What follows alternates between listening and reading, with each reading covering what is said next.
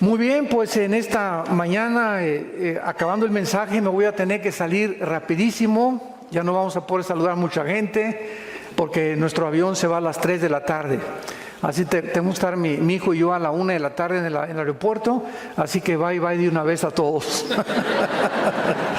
Nos vemos muy pronto. Estamos seguros que van a continuar, ¿verdad?, fortaleciendo esta iglesia, donde nos hemos esmerado hace 40 años en predicar la sana doctrina de la palabra de Dios. Los que traigan su Biblia, les pido que la abran en el Evangelio de Mateo capítulo 16. Mateo 16. Los que no traigan su Biblia, siéntense con un cristiano. Mateo 16, versículos 13 al 17. Y nuestro tema es acerca de investigar bíblicamente si realmente Jesús fue un simple maestro de moral, un gran revolucionario, uno de los iluminados que ha habido en las diferentes épocas de la historia, o si Jesús realmente fue Dios en la carne. El Hijo de Dios que bajó del mundo y tomó un cuerpo como el tuyo y como el mío para poder en la cruz pagar por nuestros pecados. Hace 2000 años Jesucristo tenía una pregunta muy importante que hacerles a sus discípulos. Y dice Mateo 16, versículo 13, que viniendo Jesús a la región de Cesarea de Filipo, preguntó a sus discípulos diciendo: ¿quién dicen los hombres que es el Hijo del Hombre? Ellos dijeron: unos Juan el Bautista, otros Elías, otros Jeremías o alguno de los profetas. Y él les dijo: ¿y vosotros quién decís que soy yo? Respondiendo Simón Pedro dijo: tú eres el Cristo, el Hijo del Dios viviente. Entonces le respondió Jesús: bienaventurado eres, Simón, hijo de Jonás, porque no te lo reveló carne ni sangre, sino mi Padre que está en los cielos. En aquel tiempo, esta pregunta acerca de la identidad de Jesús era la misma pregunta que en el siglo XXI la gente continúa haciéndose. Si tú vas a la escuela, a la universidad, con tus amigos, pues Jesús, ¿verdad?, está en una cruz colgado, fotos de Jesús por todos lados, celebramos la Navidad. Y la gente continúa creyendo lo mismo. Yo lo hacía precisamente también porque antes de ser cristiano yo pertenecí a la ideología marxista-leninista, y cuando me preguntaban acerca de Jesús, cuando mi hermano comenzó a hablarme de Jesús, yo le dije que era descendiente del Che Guevara. Imagínense nada más, ¿no? Fue un gran revolucionario, vino a tratar de establecer la libertad, y además les decía yo al grupo de personas que me seguían que había sido el primer comunista, porque en el libro de los Hechos dice la Biblia que todos repartían según su necesidad, y que eso es el comunismo, repartirnos todo y que nadie sea pobre. Yo estaba grandemente equivocado, porque la diferencia entre el cristianismo y el comunismo es que nosotros lo hacemos voluntariamente y el comunismo lo hace a fuerza. O sea, te obliga a expropiar y te obliga a donar lo que tú tienes, que es la propiedad privada y que es uno de los bienes más sagrados que Dios nos ha dado en la Biblia. Muy bien, una de las cosas más maravillosas, vamos al Evangelio de Lucas capítulo 1, para comenzar, es que Jesucristo nace en este mundo. Señores médicos que nos acompañan en esta mañana, principalmente a los que les interesa la genética, esto es completamente asombroso. Nunca me canso de tener conferencias con médicos, psiquiatras, psicólogos para mostrarles las impresionantes evidencias médicas, científicas, genéticas, biológicas, antropológicas y de cualquier disciplina mental que tú me quieras decir o académica de la Biblia. En 1860, Gregorio Mendel descubre las leyes de la herencia. 1860. Cuando comienza la ciencia a penetrar en el mundo de la genética y a descubrir que hay algo que se transmite de una generación a otra generación. Los tigres transmiten a todos sus tigritos rayitas, los changos son changos, las palomas son palomas, los hipopótamos son hipopótamos.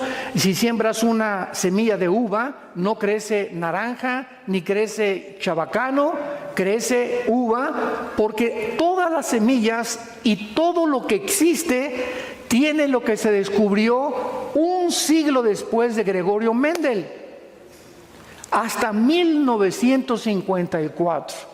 Los doctores norteamericanos Watson y Crick se les concede el Premio Nobel de Medicina porque descubren hasta 1954 lo que la Biblia decía desde la primera página del Génesis. Descubren el código genético hereditario que se llama el ADN. O sea, la hélice famosa que se encuentra dentro de las cromosomas y los genes, y donde se encuentra toda la información de quién eres tú y de quién soy yo. En una uva se encuentra un software que alguien puso, vamos a ver quién es ese alguien. En las naranjas se encuentra un software, un código, para que cuando tú siembres la naranja, crezca amarilla con las características nutriológicas y vitamínicas que tiene la naranja, que son exactamente las que el cuerpo necesita. Vean la interrelación tan impresionante. Las uvas, las características tienen que ser así, chiquita, la uva moradita o un poco anaranjadita, la pera tiene que ser diferente, y todo esto viene dentro de cada semilla. Entonces nunca una semilla de uva va a producir naranjas, porque la información genética que Dios puso dentro de esa semilla tiene que ser conforme a su género y a su especie. Génesis 1, 11 y 12. Cuando Dios comenzó a crear todo, estableció Dios hace más de 5.500 años las leyes inexorables de la herencia que hasta 1954 se descubrieron. Ahora, lo más importante de todo esto es que antes de 1954, mucha gente se preguntaba por qué José no tuvo relaciones con la Virgen María.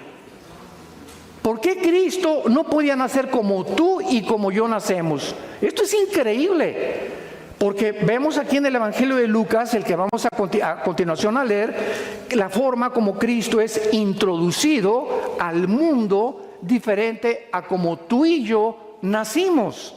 Es el único personaje y la única criatura en toda la historia humana que entró al mundo diferente como tú y como yo. Y la única explicación la tiene la genética, que hasta 1954 se descubre. Versículo 26, Lucas 1. Al sexto mes el ángel Gabriel fue enviado por Dios a una ciudad de Galilea llamada Nazaret, a una virgen desposada o comprometida, no estaban casados, ¿verdad?, con un varón que se llamaba José, de la casa de David, y el nombre de la virgen era María. Entrando el ángel en donde ella estaba, dijo: salve, muy favorecida, el Señor es contigo, bendita tú entre las mujeres. Mas cuando ella le vio, se turbó por sus palabras y pensaba: ¿qué salutación sería esta? Entonces el ángel le dijo: María, no temas, porque has hallado gracia delante de Dios. Y ahora concebirás en tu vientre y darás a luz un hijo, y llamarás su nombre Jesús. Este será grande y será llamado Hijo del Altísimo, y el Señor Dios le dará el trono de David su padre. Reinará sobre la casa de Jacob para siempre, y su reino no tendrá fin. Cuando el ángel le da este mensaje a María, imagínense a María: ¿estoy oyendo algo correcto? Porque José y yo ni a Cancún nos hemos ido, ni siquiera hemos tenido una luna de miel, no estamos casados. Y bajo la ley hebrea era una barbaridad que una mujer hebrea se embarazara. sin estar casada. Entonces María, lógica y normalmente, le contesta, versículo 34, ¿cómo será esto? Pues no conozco varón. Respondiendo el ángel, le dijo, el Espíritu Santo vendrá o te cubrirá, y el poder del Altísimo te cubrirá con su sombra, por lo cual también el santo ser que nacerá será llamado Hijo de Dios. Vamos a contestar por qué José no podía tener relaciones con María y por qué Jesús no podía nacer como tú y como yo. Muy bien. Vivimos una época en la que se está tratando de cambiar la identidad de los seres humanos. Hace algunas semanas mi esposa y yo recibimos el testimonio de una persona que vive en Estados Unidos y que nos contó en su carta lo siguiente: Pastor Alducin, tengo un hijo de 5 años en la escuela en Estados Unidos y pues claro que sus papás somos mi esposa y yo, pero conoció a un niño que tiene 2 papás, hombres. Entonces mi hijo le preguntó al niño que tiene 2 papás por qué no tenía mamá como todos los demás, o cómo había llegado al mundo si nada más eran 2 papás. Entonces el niño a quien se le hizo la pregunta fue con sus papás y los papás demandaron a la escuela, porque ¿cómo era posible que los niños que tengan papá y mamá no reconozcan que también un niño con 2 papás puede tener una familia? Demandaron a la escuela y querían que sacaran al niño de la escuela, al que tenía papá y mamá. Vemos nosotros que ese es el mundo que estamos viviendo. Mi esposa y yo nos quedamos absortos. Dijimos, esto está sucediendo en el siglo XXI. Ahora, cuando la sociedad o los gobiernos tratan de intervenir en decirle a un niño, no eres niño, y a una niña, no eres niña, y si te sientes niño, vístete como niña, y si te sientes niña, vístete como niño, están violando las leyes de la biología. Ya dejemos la Biblia a un lado. Y se los voy a explicar por qué Cristo nació en la forma que nació. La composición cromosómica de la mujer y del hombre son completamente diferentes. La mujer tiene 2 cromosomas X. Apúntalo. El hombre, el macho camacho, XY. La mujer no tiene el cromosoma Y. Entonces, cuando tú y yo, que somos varones, nacimos, es porque mi papá, cuando tuvo relaciones con mi mamá, el cromosoma Y fertilizó el óvulo de mi mamá, y el cromosoma Y es el que determina el género. No los psiquiatras, no los psicólogos, no los perversos que existen en todos los gobiernos. Biológicamente tú eres macho camacho porque tienes el cromosoma Y. Y si tú eres varón y sientes que no eres varón, biológicamente estás negando tu naturaleza porque traes un tornillo flojo aquí arriba. Hay algo en tu mente que se llama el robo de nuestra identidad que Dios nos dio. ¿Y sabes de dónde viene? De Lucifer, de los demonios, del mundo espiritual que está tratando de robarnos la imagen y semejanza a la cual fuimos formados por el Dios Todopoderoso. Y cuando Satanás comienza a robar la identidad de los seres humanos, miren ustedes esto, el 65% de las personas que han aceptado el transgénero se han suicidado. El 65% de las personas que han tratado de cambiarse el sexo o negar su identidad biológica acaban suicidándose. ¿Por qué? Porque pasa un fenómeno impresionante en su naturaleza en el que tienen que luchar durante toda su vida en aceptar algo que no lo son. Y si tú tienes el cromosoma Y, eres macho, camacho. Y negar tu nacimiento biológico es decirle a Dios, ¿por qué me hiciste así? Me hubieras hecho mejor mujer. Muy bien. Cuando nosotros venimos a la Biblia, Dios creó a Adán y Eva con espíritu, alma y cuerpo. En otras palabras, somos espíritu, tenemos un alma y vivimos dentro de un cuerpo. El espíritu es la parte a través de la cual nosotros conocemos a Dios, porque Dios es espíritu.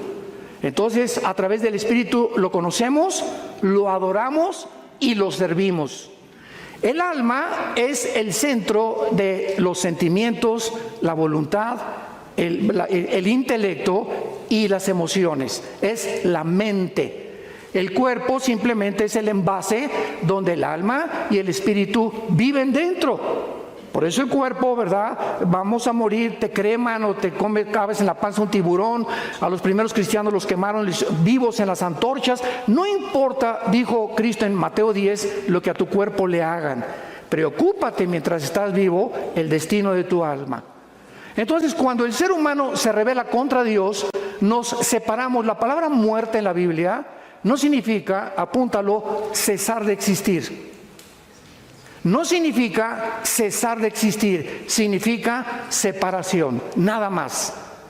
Entonces el ser humano se separa de Dios espiritualmente cuando le dice a Dios: no quiero tus reglas, no quiero tus mandamientos, déjame independizarme, yo quiero ser autónomo, yo quiero definir mi vida, yo tengo la suficiente capacidad para determinar qué voy a hacer en la vida. Esto es lo que se llama la raza humana caída. Entonces, desde Adán hasta nuestros días, todos los varones hemos nacido con el cromosoma Y infectado por el pecado. Todos los varones traemos el cromosoma infectado por el pecado. Y si José hubiera tenido relaciones con María, entonces José tenía también la infección, porque el pecado, todos hemos pecado y hechos lejos de la gloria de Dios. Cristo hubiera nacido en pecado, porque es el cromosoma Y donde viene el pecado y la transmisión genética para que nosotros heredemos algo. Y así como tú puedes heredar físicamente, mira, tienes el celular de tu mamá y tienes los ojos de tu tía y las orejas de papalote de tu abuelo. Así como heredamos características físicas, la altura, el color de piel, etcétera, etcétera, heredamos también características mentales. Esto es increíble, porque somos almáticos también. Entonces es igual de berrinchuda que su mamá, tiene el liderazgo de su papá. Son características que pertenecen en el alma. Y también hay herencia espiritual, porque si somos espíritu, tuvimos que haber heredado algo espiritualmente. Y la Biblia es el único libro que nos dice cuál fue la herencia espiritual. La Biblia, Sigmund Freud le llamaba la sexualidad infantil, Carlos Marx le llamó la lucha de clases, William Shakespeare le llamó el defecto tráfico, los psicólogos el medio ambiente, la Biblia le llama pecado.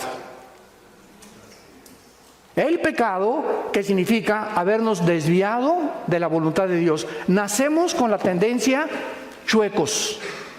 Este es el diagnóstico que Dios nos hace de nosotros mismos. Hemos nacido chuecos desde chiquitos. Y veo un niño de 2 años, es el dictador más grande de su casa. Ya ves a los niños chiquitos, y no quiero mi juguete, y quiero el otro. ¿Quién les enseñó a ser así? ¿El gato o Fido el perro? No, nacemos con la maldad, nacemos con el mal. Nunca le enseñamos a un niño a portarse mal, les enseñamos a portarse bien, porque nacemos con el mal. Entonces la misma experiencia humana nos muestra que el diagnóstico de Dios es correcto. Entonces el nacimiento de Jesús no podía ser como tú y como yo. ¿Por qué? Por la herencia de pecado en la cual nosotros hemos nacido delante de Dios. Él tenía que nacer de una forma diferente. El Espíritu Santo pone el cromosoma Y para que ovule el óvulo de María, y para que el santo ser que nazca en la matriz de María pueda ser un ser humano como tú y como yo, pero sin haber heredado el pecado. Y la persona que moría en la cruz del Calvario no podía ser un ángel. No podía ser porque los ángeles jamás, ¿verdad?, nos pueden representar. Tenía que ser en la cruz un humano para identificarse con nosotros, pero en la cruz no podía ser un simple humano, porque nosotros no perdonamos pecados. El único que perdona pecados es Dios. Entonces, en la cruz tenía que ser Dios también para perdonarnos. Y ahí estaba la naturaleza dual de Jesús. Era 100% humano y era 100% Dios. Él lloró, caminó, comió, sufrió tentaciones igual que nosotros, pero al mismo tiempo Él era Dios. Y los atributos divinos de Jesús no los ejerció conforme a su voluntad. Dice en Filipenses que no estimó el ser igual que su Padre. Antes de venir al mundo, Jesús, el Padre, el Hijo y el Espíritu Santo estaban en el mismo nivel. El Hijo baja al mundo y el Padre queda arriba del Hijo. El Hijo voluntariamente se somete a quedar debajo del Padre. No estimó el ser igual a Dios como cosa que aferrarse, sino que se humilló y se puso debajo del Padre temporalmente. Como una vez un testigo de Jehová me dijo, es que Jesús dijo, mi Padre es mayor que yo. Pues sí, porque entiende Filipenses capítulo 2, cabeza de aguacate. Él tuvo que ponerse debajo del Padre para demostrarnos a nosotros la sumisión. Que tenemos que estar sumisos, no somos dioses. Él siendo Dios no estima el ser como su Padre. Y comienza Jesús a decirnos, yo no hago nada, no hablo nada, no veo nada más que lo que veo hacia el Padre. Había 10 personas enfermas y Jesús, imagínense, a los 21 años. Papá, mira cuántos enfermos, mira cuántos están sin el Evangelio. Y el Padre, no vas a curar a nadie, no vas a predicar a nadie, pero papá, hasta que cumplas 30 años. Y este es el periodo que se conoce como el periodo del silencio. Ay, Señor, ya quiero ser misionero, ya quiero ser pastor. Te dice Dios, ya me quiero casar, cállese. Porque somos impacientes por naturaleza. Y cuando comenzamos a caminar con Dios, comenzamos a aprender a someternos a su voluntad. Y Dios le da lo mejor a los que le dejan escoger a Él. Era hasta que cumpliera 30 años después del bautizo por Juan el Bautista en el río Jordán, que ahí Jesús comenzaría su ministerio. Entonces, vemos la entrada de Jesucristo al mundo de una forma sobrenatural, explicada por la ciencia médica de la genética del siglo XX y del siglo XXI. Continuemos. Veamos nosotros ahora su deidad probada. En Génesis 1:1 dice la Biblia, Bereshit Elohim ha-samayin ha-eretz, en el hebreo. En el principio Dios hizo los cielos y la tierra. Cuando nosotros vemos esta frase, en el principio Dios hizo los cielos y la tierra, encontramos lo que se descubre hasta el siglo XX, que el universo no es eterno, que el universo tuvo un principio. La Biblia ya lo decía desde el principio. ¿Por qué? Porque cuando Dios dice, en el principio Dios creó los cielos y la tierra, están involucrados, señores físicos que nos acompañan, los 3 elementos que forman el universo: la materia, el tiempo y el espacio. En ese momento, cuando Dios dice, en el principio Dios creó los cielos y la tierra, fue el principio del tiempo. Antes el tiempo no existía. En la eternidad no hay tiempo. Dios no es el Dios del pasado ni el futuro. Dios es el Dios del presente. Yo soy el que soy. Él no es del pasado ni del futuro. Y esto nos funde los cables dentro de nuestro cerebro. Porque cuando nosotros sabemos que en la eternidad no hay tiempo, en la eternidad Dios escogió que hubiera un principio y va a tener un fin el tiempo. Y después de Génesis 22 vamos a pasar a la eternidad, donde ya el tiempo no va a ser igual que como lo tenemos nosotros. Y el espacio, ¿verdad? Pues es todo lo que nos rodea, y nos damos cuenta que vivimos en un universo de 4 dimensiones. Alto, bajo, ancho, y Alberto Einstein en 1943 descubre la 4ª dimensión, el tiempo, con su fórmula E igual a mc al cuadrado. La energía es igual a la masa por la velocidad de la luz al cuadrado. Y Einstein descubre lo que la Biblia decía con siglos de anticipación, que el tiempo no puede ser igual porque el tiempo no existe. ¿Cómo que el tiempo no existe? Entonces, ¿dónde estamos ahorita nosotros, verdad? Ok, agarra un cohete y salte de la atmósfera y vete a Marte. Y cuando te vayas a Marte y tú tienes 40 años de edad y tu esposa tiene 40 años de edad, cuando regreses de Marte tu esposa va a tener 60 y tú vas a tener 45. Ya es que quieren ir a Marte todos, ¿verdad? Ya lo estoy viendo. Nada más digo puros amenes de los varones, ¿verdad? ¿Por qué? Porque el tiempo no existe en el espacio como sucede aquí. Si te vas a Júpiter, mientras más lejos del Sol, con menos velocidad transcurre el tiempo. Aquí transcurre porque el planeta va a una velocidad sobre su eje de 24 horas y alrededor del Sol en 365 días. Júpiter lo hace más despacio, Marte así. Mientras más lejos del Sol, el tiempo cambia completamente, por lo cual es relativo. El tiempo es relativo. Todo lo que la Biblia enseñaba desde hace muchos siglos. Muy bien, vamos a Juan capítulo 1 y vemos nosotros que la Biblia enseña que el creador del universo fue el Hijo de Dios, Jesús, un hombre, un revolucionario, un maestro de moral como Mahatma Gandhi, Confucio, el Che Guevara, etcétera, etcétera, o el líder que tú me quieras mencionar. Jamás se podrá atribuir el decir que Él creó el universo. En el principio era el verbo. ¿En el principio de qué? De Génesis 1:1. O sea, Jesús ya existía en el principio. ¿Por qué se le llama el verbo a Jesús aquí? ¿Y cómo sabemos que es Jesús? Ahorita lo vamos a ver, que Él es el verbo. Muy fácil. Dios sabía que con el tiempo iba a haber leyes en la gramática.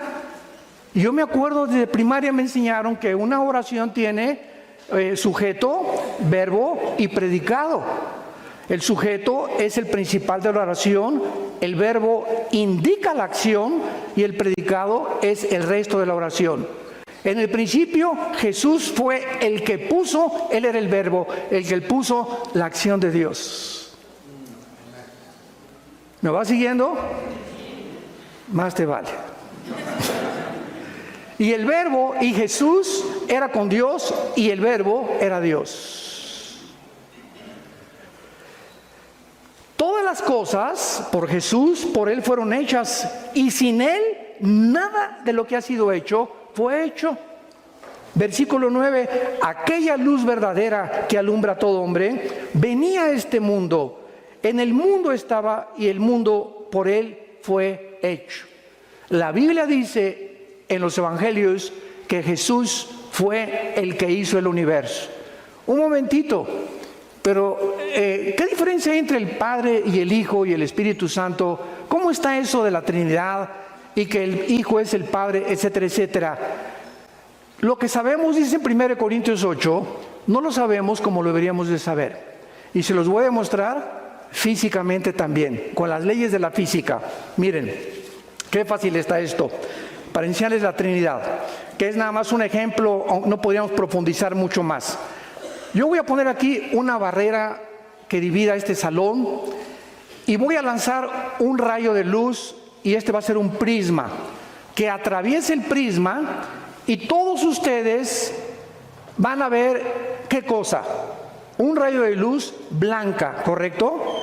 Pero ese rayo de luz, al entrar al prisma, se descompone en 7 colores. Y si yo les digo a ustedes, ¿qué vieron? Un rayo de luz blanca. Y ustedes, 7 colores. ¿No hay una contradicción aparente? Porque aparentemente es una contradicción, pero es el mismo rayo de luz descompuesto en 7 colores. Entonces, no es que hay una contradicción, es que nos falta captar la realidad del mundo físico.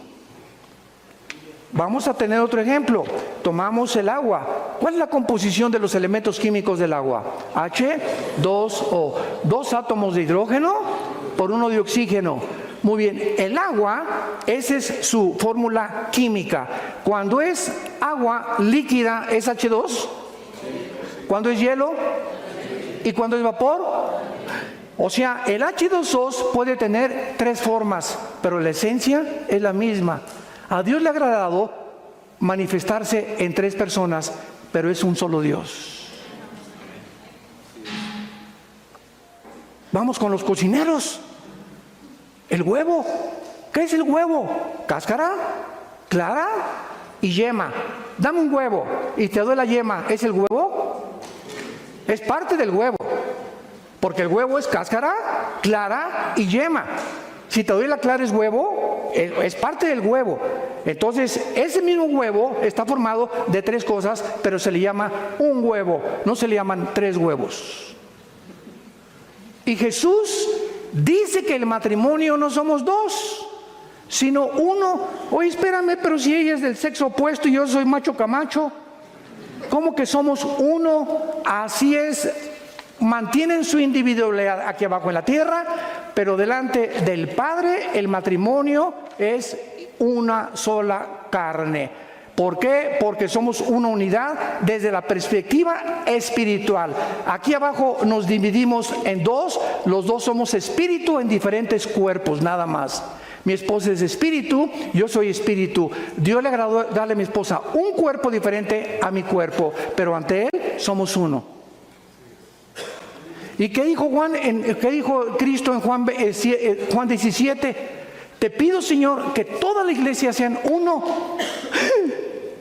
¿Cuántas iglesias hay en el mundo? ¿Cuántas denominaciones hay en el mundo? Cientos, miles. Pero ante los ojos de Dios, Él quiere que seamos uno en el Espíritu. Entonces hay 3 en 1, hay 2 en 1, hay 5 en 1, hay 20 en 1, hay miles en 1. ¿Por qué? Porque lo que sabemos no lo sabemos como lo deberíamos de saber. Y la gente sigue todavía, ¿verdad?, peleándose, que no, que por aquí, por allá. Yo no entiendo la Trinidad, y como Don Teofilito, ni la entenderás.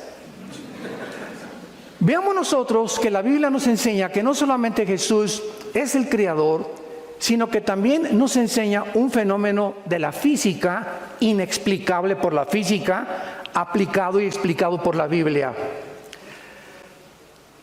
El mundo microscópico está formado por átomos, electrones, protones y neutrones, ¿correcto? Y giran a una velocidad. Si tú tienes un microscopio electrónico, giran hay un mundo microscópico donde millones de partículas están girando así y así y así alrededor de un átomo. La pregunta es, ¿quién los impulsó para moverse con esa rapidez? Ahora, lo que pasa en el mundo microscópico pasa también en el mundo macroscópico. Y volteamos los ojos al universo y el cosmos es lo mismo. Todo el cosmos son galaxias que están girando, ¿verdad?, de una forma afinada, perfecta. Dicen los astrofísicos que están cada día expandiendo más unas y más de otras para no estrellarse. ¿Quién mantiene al planeta Tierra, donde tú y yo estamos parados, a una velocidad constante de 24 horas, sin detenerse 5 segundos, ni adelantarse 5 segundos, para que sean 24 horas con segundos y minutos, y una velocidad constante alrededor del Sol en 365 días? Porque esta velocidad del mundo microscópico y del mundo cósmico contradice la física. ¿Qué ley establece la física? Escuchen, la física establece este principio, que si yo tengo una canica y le hago así y le disparo, la velocidad de la canica es proporcional a la fuerza que le aplico. Es una ley física inexorable. Todo cuerpo tiene la velocidad de la fuerza que se le aplique. Si agarro una flecha y disparo la flecha, va a salir la flecha volando y va a tener que caer. ¿Por qué? Porque la fuerza que le apliqué no es eterna, tiene que caer forzosamente. Un balazo, tiras un balazo, sale la bala y tiene que caer tarde o temprano en algún lugar. ¿Por qué? Porque la fuerza que se le aplicó con la pólvora. ¿Quién le aplicó la fuerza? Al planeta Tierra, al mundo microscópico, para que exista la cohesión física que mantiene y hace posible la materia. Hebreos capítulo 1, versículo del 1 al 3. Veamos qué dice la Biblia. Esto es asombroso. Dios, habiendo hablado muchas veces y de muchas maneras en otro tiempo por los profetas, en estos postreros días nos ha hablado por el Hijo, a quien constituyó heredero de todo y por quien asimismo hizo el universo, el cual, hablando de Jesús, siendo el resplandor de su gloria y la imagen misma de su sustancia, y subraya lo que sigue, y quien sostiene, se tradujo en muchas Biblias, sustenta todas las cosas. ¿Con qué? Con la Biblia.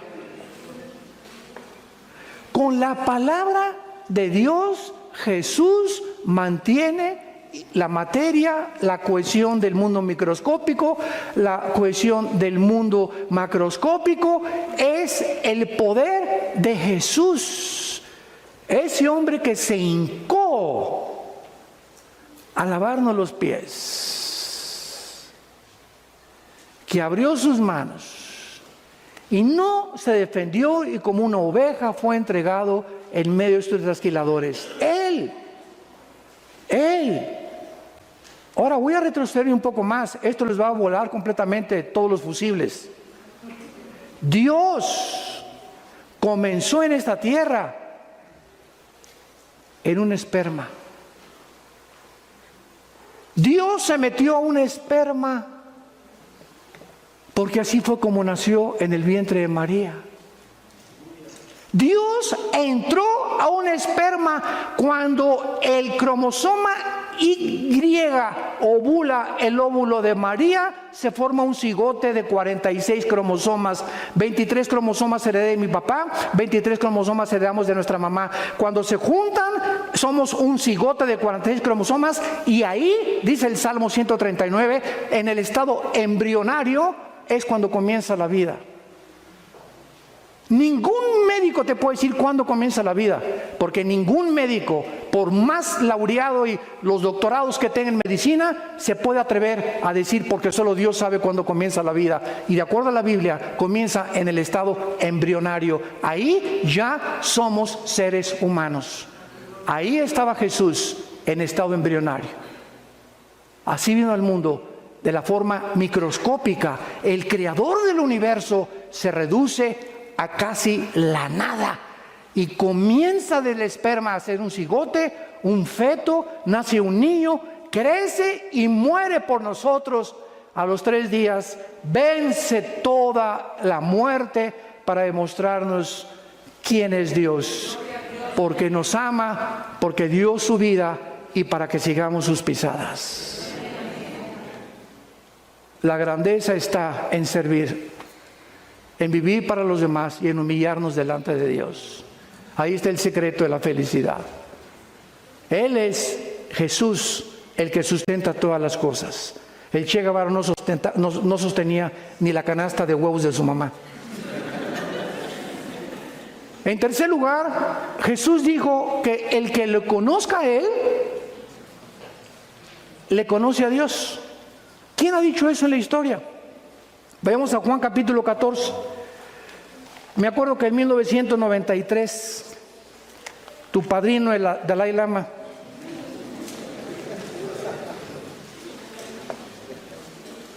dijo al Papa Juan Pablo II que él era Dios. Así se lo dijo. Y me acuerdo que yo, ni tarde ni perezoso, le mandé un correo a la embajada china para decirle: por favor, ¿nos puede decir cuándo va usted a resucitar?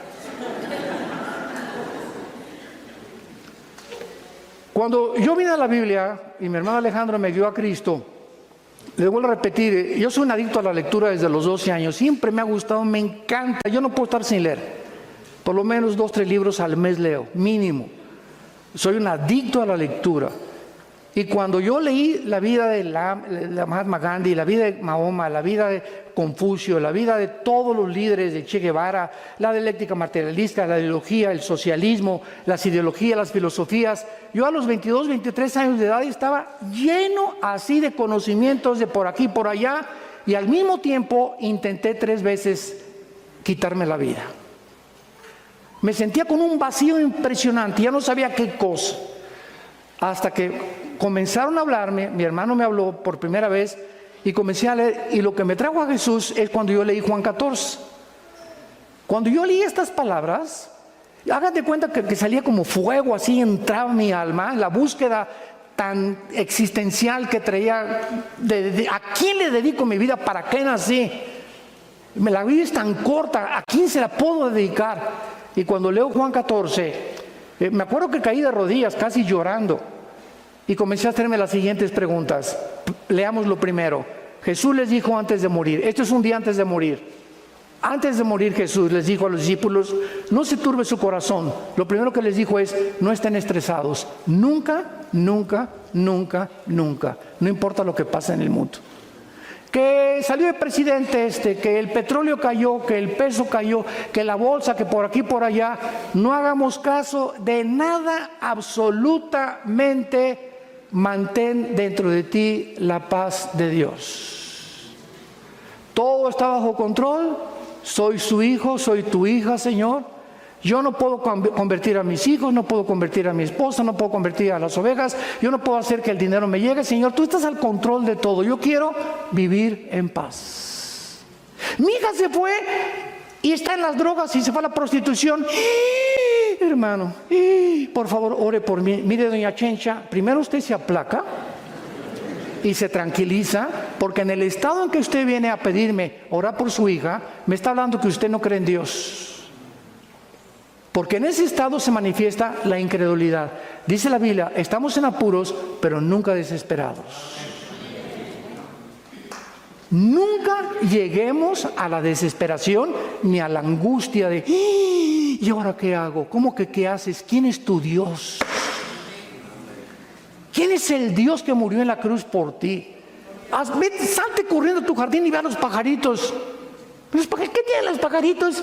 Ese pajarito que no vale ni 2 pesos, Dios lo sostiene. Y Dios, cuando una hormiguita en el África se muere, Dios sabe que se murió la hormiguita. Cuando vas al peluquero, Dios sabe cuántos pelos te quitaron.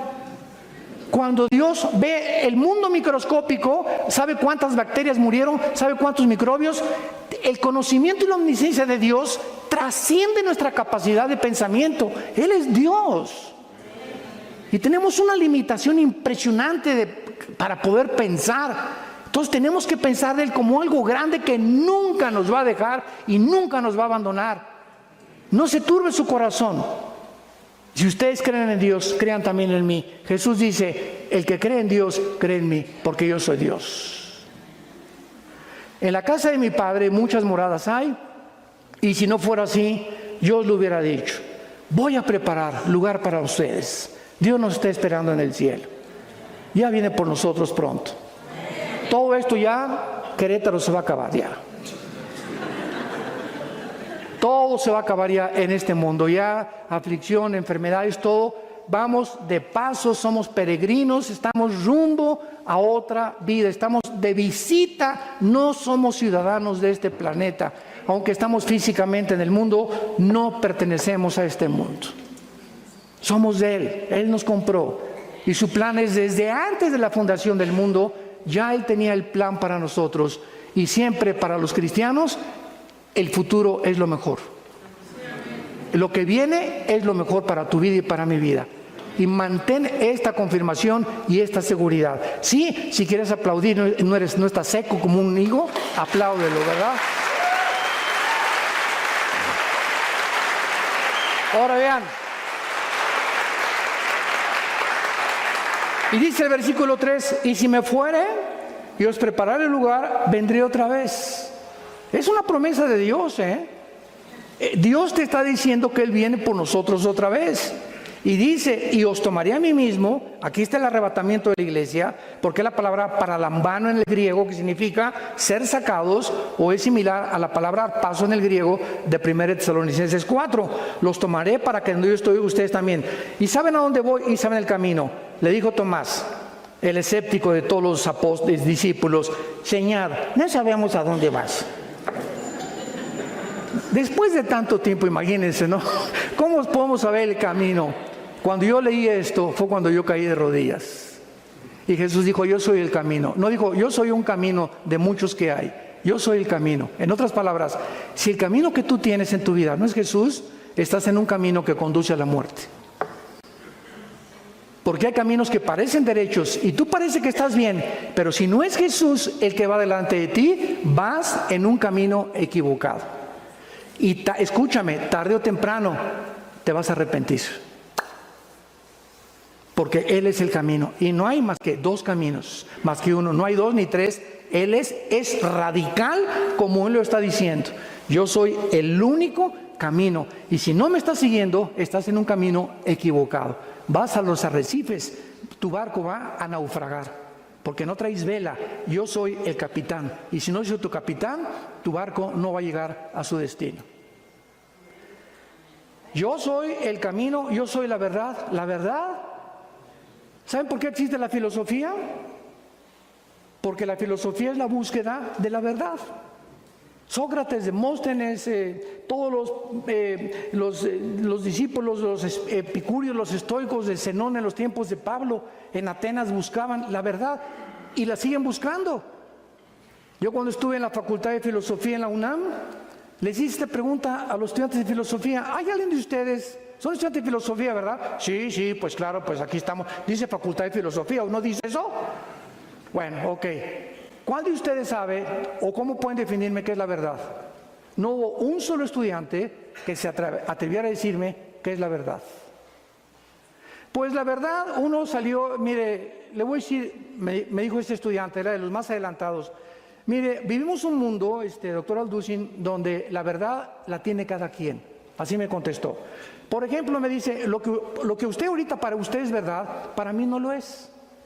Y para el que está conmigo no lo es. Entonces le contesté yo, lo que tú me estás diciendo se llama relativismo en la filosofía.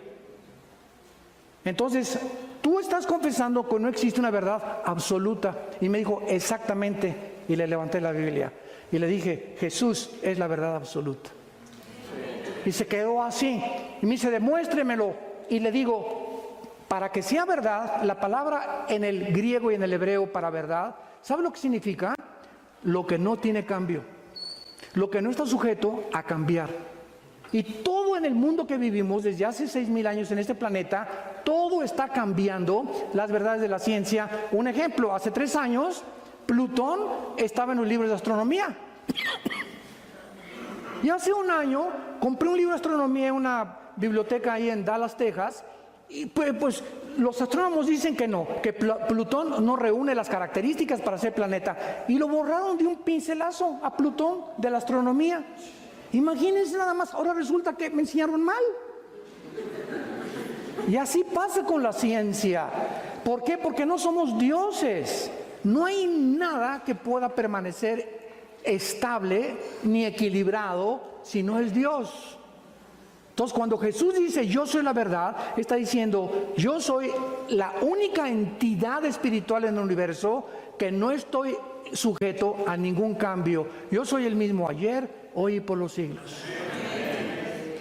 Escúchame, y cuando Jesús dice yo soy el alfa y yo soy el omega, que es la primera y la última letra del alfabeto griego, yo soy el principio y yo soy el final, ¿sabes lo que nos está diciendo? Ok, voy a razonar. Si tú eres el principio y tú eres el final, ¿dónde estoy yo? Ahorita estamos aquí en medio, no hemos llegado al final, ¿verdad? Entonces, si Él es el principio y Él es el final, mi final es Él. Y voy hacia Él. Y mi final y mi camino está asegurado, porque lo sigo a Él. Y finalmente, Jesucristo dice en Hebreos 4:15 que era sin pecado. Ahí está, ¿por qué? Porque no nació como tú y como yo. El pecado se hereda genéticamente, así como se hereda las transmisiones físicas, mentales. También heredamos una enfermedad, ¿verdad? Una infección que la Biblia le llama pecado. Dice 1 Pedro 2, 21 y 22 que Cristo fue también sin pecado finalmente. Y los títulos que el Antiguo Testamento le da a Jesús, Isaías 9, versículo 6, fue el tema de nuestro desayuno ayer. Levante la mano, ¿quién fue al desayuno ayer? ¿Y los demás dónde estaban? Bueno, ayer hablamos de esto, ¿verdad? Un hijo nos es dado, un niño nos es nacido, y llamará su nombre Consejero admirable, Príncipe de paz, Dios fuerte. Se le da a Jesús, al niño que iba a nacer, el título de Dios. A nadie jamás se le ha permitido tener el título de Dios más que a Jesús. Y esta es la razón por la cual nuestra vida está segura en sus manos. Porque si tú tienes a Jesús en esta mañana, lo tienes para toda la eternidad. Estamos sellados con el Espíritu Santo. La salvación no se puede perder. Cuando recibimos a Cristo, nacemos de nuevo. Somos bautizados con el Espíritu Santo en el cuerpo de Cristo en el momento del nacimiento. Somos sellados por el Espíritu Santo, Efesios 1, 13 y 14. Y somos la morada del Espíritu Santo hasta el día de la resurrección. Nada ni nadie nos podrá separar nunca de su amor.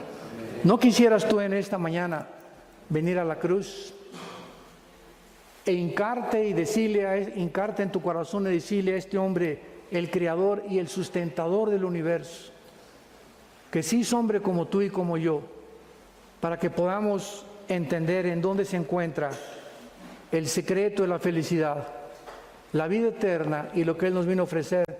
Si tú en esta mañana, en la humildad de tu corazón, le pides que entre a tu vida, si tú se lo pides, Jesús dice, el que viene a mí, yo no le echo fuera.